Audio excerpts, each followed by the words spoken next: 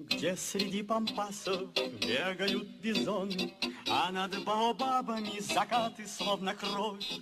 Жил пират угрюмый в дебрях Амазонки, жил пират, не верящий в любовь. In the recovery of North American bison, many things happened that were very fortuitous, very lucky. We had populations that extended from Mexico to Canada. And when the population bottleneck was at its lowest, when it was down to just less than 1,000 animals, those individuals that were saved were from throughout the historical range of bison.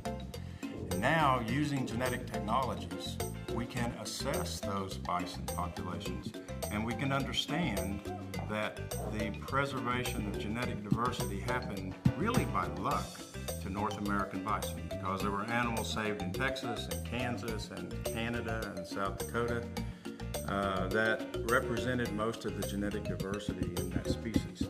Using genetic technologies, modern genetic technologies, we have been able to prove that that's true, and we've been able to show how crucially important the conservation of that genetic variation is.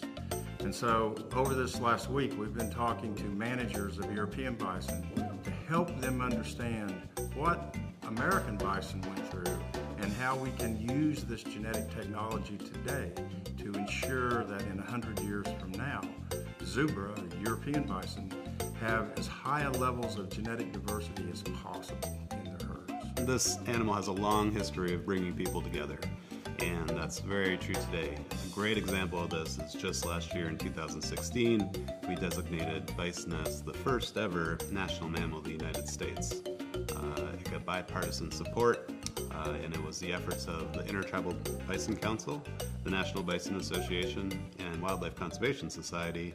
We lobbied for about 4 years to get this bill passed through, and it was signed by President Obama in May of last year.